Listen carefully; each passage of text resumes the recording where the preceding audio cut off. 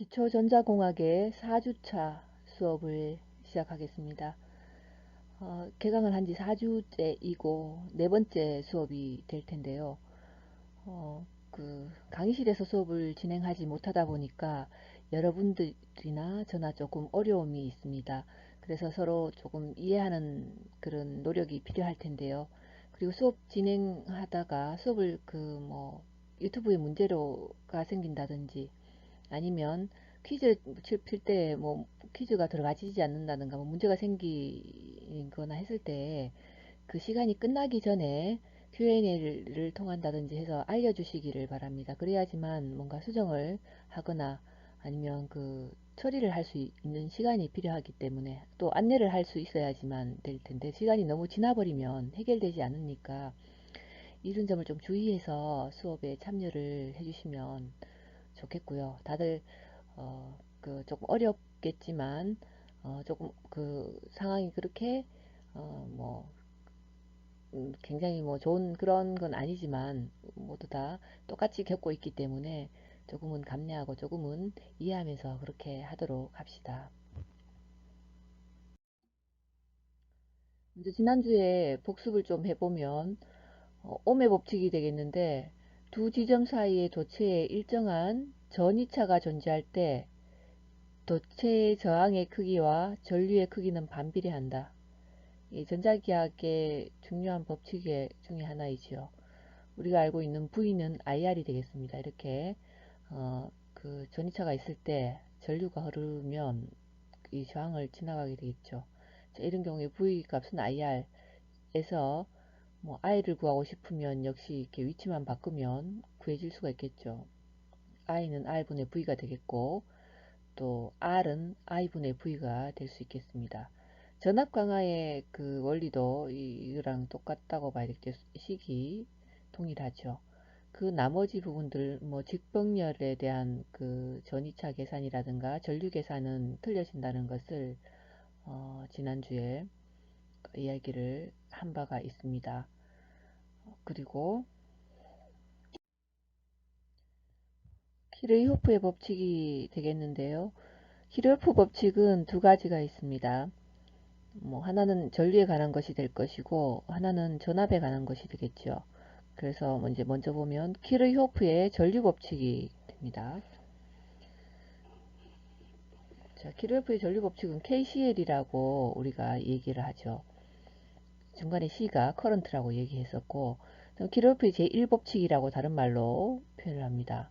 전류가 흐르는 즉 전기가 통하는 분기점, 선의 연결 지점 또는 만나는 지점에서 전류의 합, 즉 들어온 전류의 양과 나간 전류의 양의 합은 같다. 즉 0이다 입니다.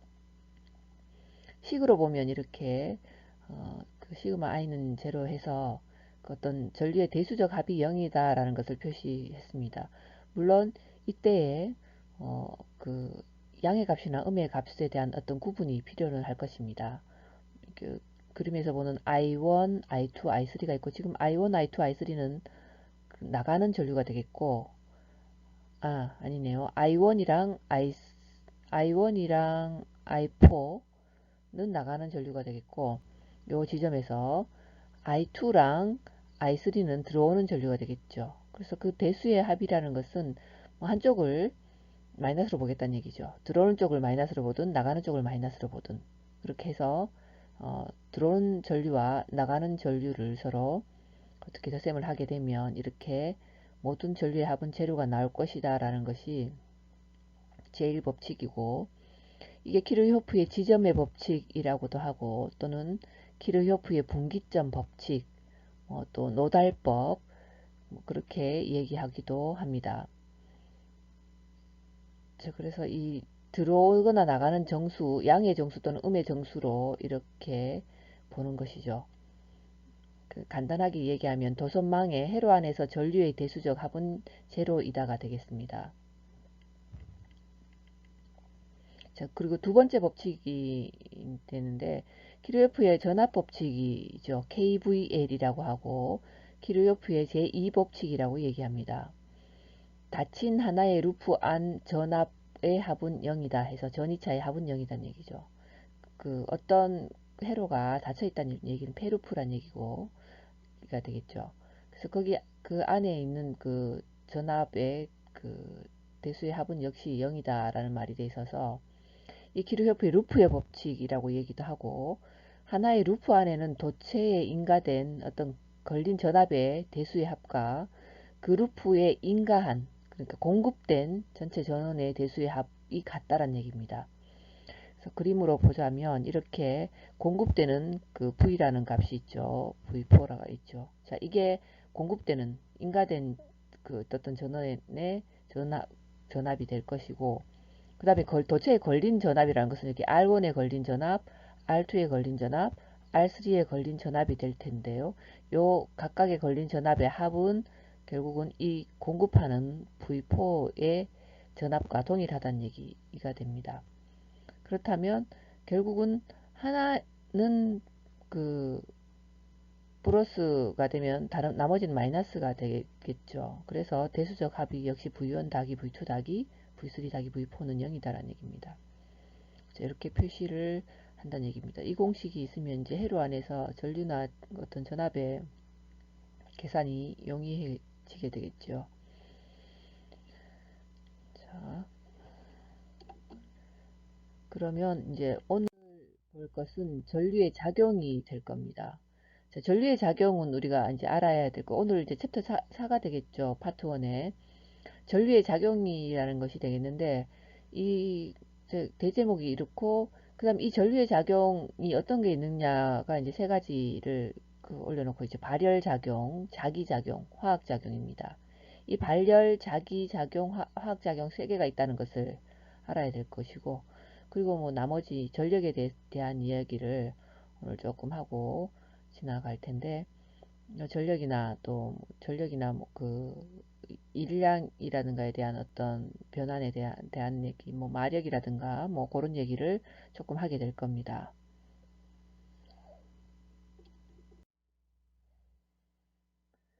자, 그러면 이제 전류의 세 가지 작용의 중에서 첫 번째가 발열 작용이 되겠습니다.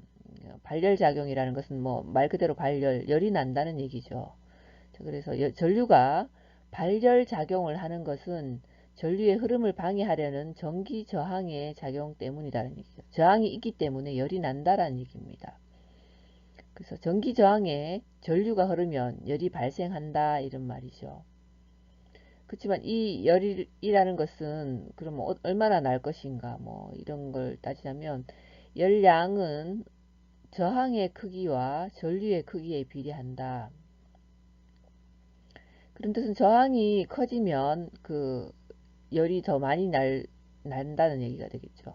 또는 전류값을 크게 이제 흘려보내면 열이 더 많이 날 것이다라는 그 값에 각각 비례하기 때문에 전류를 많이 흘려서 발열 부분의 온도를 점점 높이게 되면, 만약에 전구 같게 되면 빨간 빛의 정열에서 나중에는 하얀 빛의 백열로 바뀐다는 얘기죠. 온도가 올라가면 흰빛으로 바뀌어진다.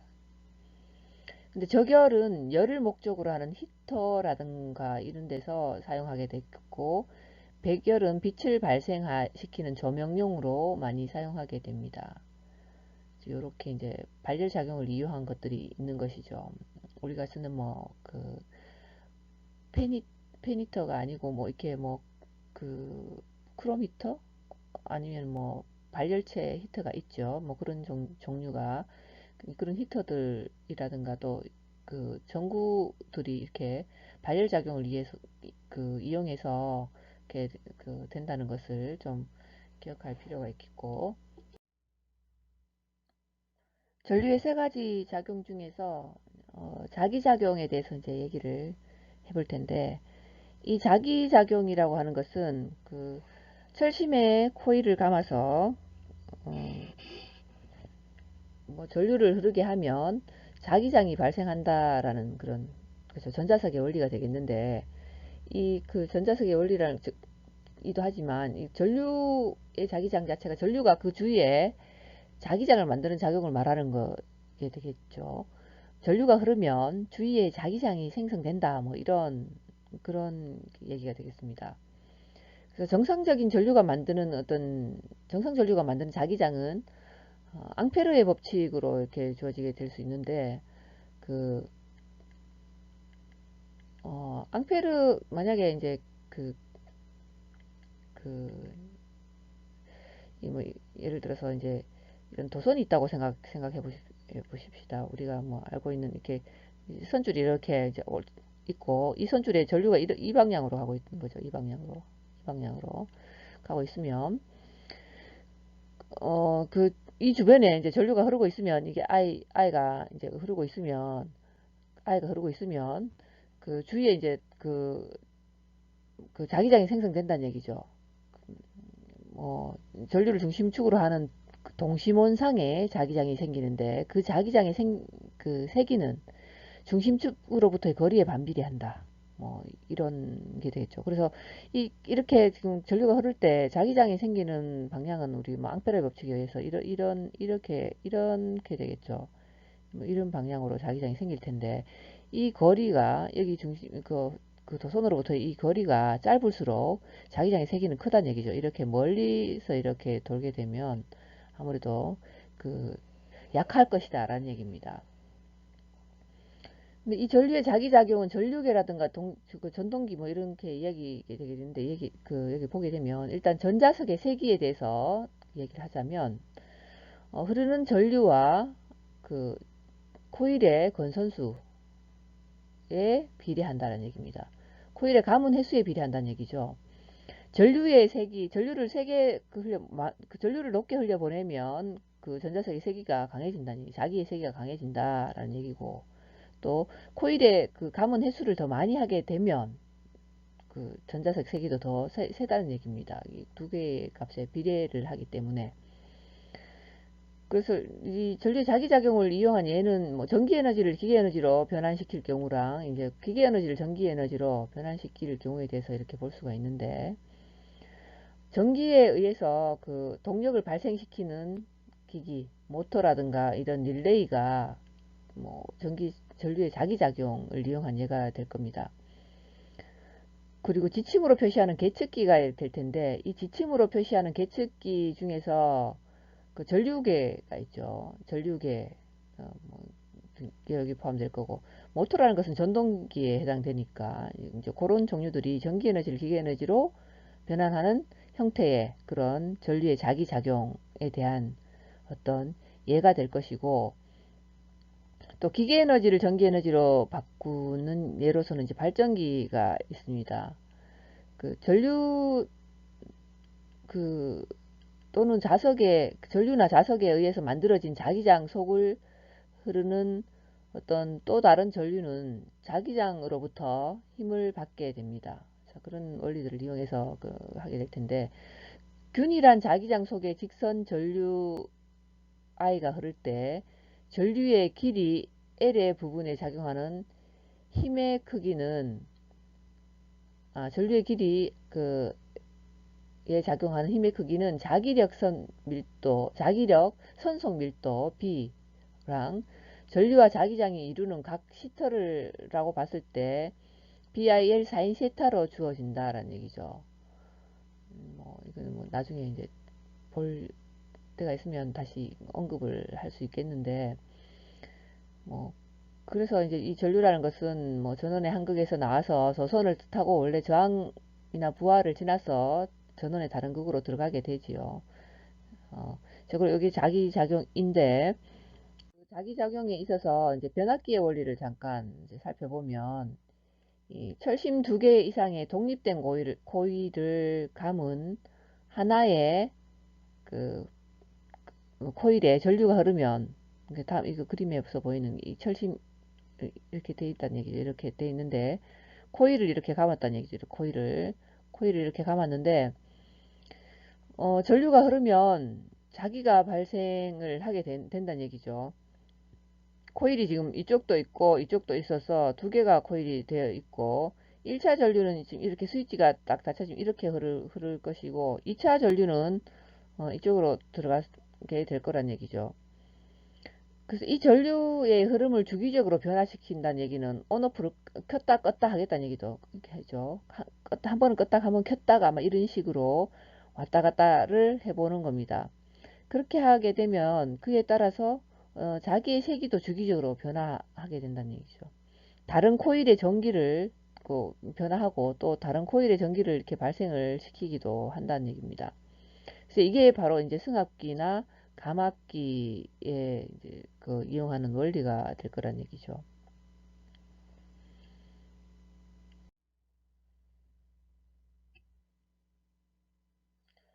자, 전류의 세 가지 작용 중에서 화학 작용이 되겠는데 이게 마지막이죠. 그 세 가지 작용 중에 마지막인데 뭐 이 화학 작용이라는 것은 사실 반도체 쪽의 원리, 반도체를 우리가 만들 수 있었던 기본적인 어떤 원리가 되기도 사실 합니다.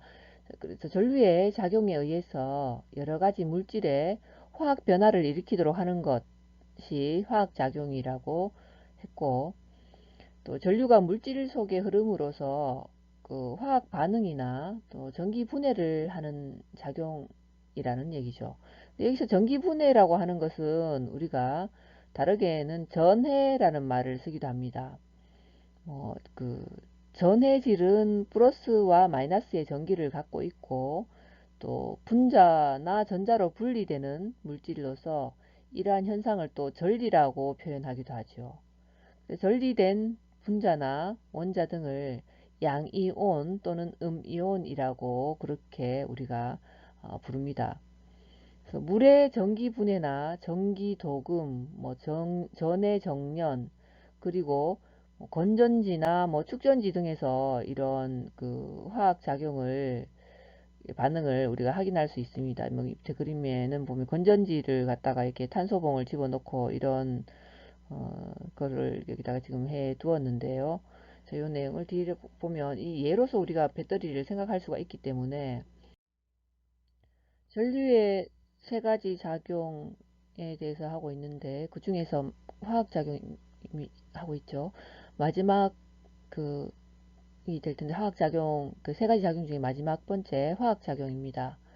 자, 그 예로서 배터리에 대해서 얘기를 해보면 배터리라는 것은 우리가 뭐 많이 사용을 하죠. 전기를 전선을 연결할 수 없는 곳에 배터리를 사용하는 경우도 많죠. 자동차에도 배터리를 장착해서 시동을 켜게 되고 이제 그런 경우인데 이 배터리는 황산과 증류수의 혼합물에 전류가 흐르게 하여서 화학 반응을 이용해서 전기 에너지를 화학 에너지로 변환하여 저장한 것이 되겠습니다. 그래서 배터리의 내부에는 과산화납, 플러스 극판 쪽 과산화납이 있고, 또 해면상 납으로 되어 있는 마이너스 극판이 있을 겁니다. 그리고 묽은 황산 전해액이 그 안에 이제 들어 있어서 방전이라든가 충전의 어떤 화학 작용을 하게 되는데 요즘은 조금 배터리가 다르게 나온 것들도 있긴 하지만 이게 전통적인 어떤 배터리에 대해서 얘기를 하자면 이런 식으로 이제 되어 있다라는 지금 얘기를 하는 것이고 저 밑에 지금 그림을 보면 이 자동차에 들어가는 배터리를 제가 그냥 갖다 놨네요. 자, 로켓 배터리인데 플러스 쪽이면 플러스 쪽일 거고 마이너스 이제 검정색을 보통 마이너스로 이렇게 쓰게 되겠죠. 두 개가 있고 그 것처럼 옆에 이제 내부 이렇게 되어 있다라는 것을 알려주기 위해서 그 그렇게 이제 이거를 이제 이렇게 돼 있는데 보면 묽은 황산 속의 전류가 이제 여기 흘려 보낸다는 얘기죠. 전류를 이렇게 흘려 보내면 마이너스 극에는 수소가스가 이제 발생하고 플러스 극 쪽에는 황산 산소가스가 발생을 하게 됩니다. 이것은 이 액 속의 황산의 분자가 이제 수소이온이랑 황산이온으로 분리되면서 그러니까 황산의 분자식이 H2SO4입니다. 그래서 그것이 분자가 수소이온과 황산이온으로 분리돼서 수소이온은 음극으로 이동을 하게 되고 어, 황산이온은 양극으로 이동을 하기 때문에 일어나는 게 될 겁니다. 수소이온은 극판에 위에 전하를 방출해서 그 수소가스로 되고 황산이온은 물과 작용해서 전하를 방출해서 산소와 이 항산으로 그렇게 이제 바뀌어집니다. 이제 이런 식으로 그 배터리가 그렇게 이루어져 있다는 얘기죠. 우리가 그 예전에 썼던 이런 배터리들이 이렇게 황산 용액이 들어 있어서 뭐 사용을 하게 된다는 얘기입니다. 자, 지금 우리가 4주차에 지금 수업을 하고 있는데 오늘의 수업은 조금 그 길지 않은 내용을 원래는 두 챕터 그 4장, 5장까지 그 파트 1에 4, 5를 같이 할까를 했는데 5를 빼는 대신에 오늘 아마 그 다른 그 전기에 있어서 9가지 그 뭐라고 해야 되죠? 뭐 어떤 그 내용에 대한 그 수식들을 뭐 법칙에 대한 것들을 조금 이따가 영상을 올려놓을 건데 그 그것을 이제 보도록 할 겁니다. 9가지 법칙이죠. 그 중요한 전기 법칙 9가지에 대한 영상 내용을 올려놓을 텐데, 지금 4주차가 되어 있으니까 우리가 과제를 한 번쯤을 해야 되기 때문에 그걸로, 그것을 한번 보고 또 봐야 되겠고, 스스로 정리를 해야 되기 때문에 거기에 나오는 9가지 그 법칙에 대해서 개별적으로 정리를 하고, 또 그 정리 뭐 그거랑 똑같이 할 수도 있는데 뭐 그렇게 할 수도 있고, 뭐 또 이렇게 많이 나와 있는 자료들이 있죠. 뭐 예를 들면 뭐 옴의 법칙부터 시작해서 나올 겁니다. 우리가 옴의 법칙이라든가 키르히호프 법칙 이런 것들을 앞에서 했는데, 실제로 우리가 아직 하지 않은 중간중간에 나올 뭐 그 패러데이라든가 앙페르 법칙 뭐 이런 것들도 아마 포함이 되어 있을 겁니다. 앞에 부분 거는 뭐 복습 차원에서 쓸 수가 있을 것이지만, 뒷부분의 다른 법칙들은 예습 차원에서 한다고 생각하고, 우리가 다루는 것들 중에 사실 포함되는 내용들이라고 생각하고, 그 내용에 해당되는 내용을 정리하는 수식이랑 마찬가지, 또 그림을 그려서 그래서 이렇게 정리를 해서 좀 이렇게 중요한 것들을 이해할 수 있도록, 그렇게 하기 위해서 레포트를 그렇게 그거로 작성할 수 있도록 하겠습니다. 근데 그거랑 똑같이 하라는 뜻은 아니고, 자기 스스로 정리해서 자기가 습득하고 또 뭐 해도 되는데, 그거를 뭐 워드 프로세서로 작성을 해도 되겠지만 손으로 수기로 작성하는 사람들도 있습니다. 간혹 보면 그 수기로 작성해서 색깔펜까지 써서 정리를 굉장히 잘 하는 사람들이 있는데, 그렇게 해서 자기가 공부하기 편하게 정리한 대로 그렇게 했다면 그런 것들은 스캔을 떠서 업로드를 하면 될 건데요. 그 레포트는 우리 그 강의 그 사이트에 레포트를 제출하는 데가 있죠. 거기에 레포트를 열어 놓으면 거기에 들어가서 하게 될 겁니다.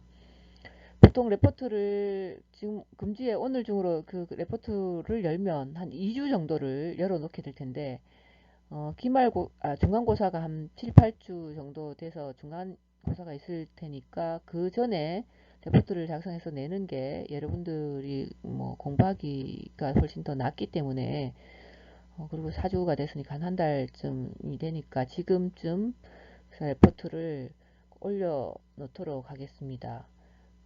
뭐 양식은 뭐 특별한 양식이 있는 건 아닌데 레포트 양식으로 그냥 하면 될 것이고, 그 9가지의 그 법칙은 개별적으로 적어 놓지는 않을 겁니다. 여러분들이 그 영상을 보고서 그 9가지를 다 그 찾아서 하셔야 되고, 또 정말 그 주의해야 될 것은, 레포트를 올리고 난 다음에 자기 파일이 올라가 있는지 아닌지를 반드시 나중에 다시 확인을 하시기 바랍니다. 그 간혹 자신은 레포트를 냈다고 생각하고서 제출했다고 생각하는데, 온라인으로 하고 나면 나중에 그 레포트 안에 그 레포트가 없는 사람들이 있습니다. 파일을 올렸는데 완전히 올려지지 않은 상태에서 닫아버려 가지고 레포트가 올려지지 않은 경우가 종종 발생하기 때문에, 그 점을 좀 주의해서 항상 그 레포트를 작성해서 업로드를 하고 난 다음에는 자기께 정상적으로 올라가 있는지 아닌지를 뒤에 다시 확인을 하시기 바랍니다. 그 확인을 하지 않아서 그 문제가 되는 것은 제가 어떻게 해줄 수가 없고, 없습니다. 예전에 그런 경우가 좀 종종 있었기 때문에 그 높아심에 의해서 다시 말씀을 드리는 것이고, 어, 예, 뭐 그렇게 해서 그 올리시면 될 것인데, 또 하나 주의해야 될 것은 그 레포트를 작성하라 했더니 거기다가 그 레포트란에다가 그 쓰는 데 있죠. 그 보통 우리가 그 게시판처럼 쓰는 거기다가 막 어디서 끌고 올려 갖고 그렇게 레포트를 냈습니다, 이렇게 하는 사람이 있는데, 그렇게는 하지 마시고 다른 파일에다가 작성을 하시기 바랍니다. 자, 그것만 주의해서 레포트를 제시해 주시기 바랍니다. 자, 이어서 계속 하겠습니다.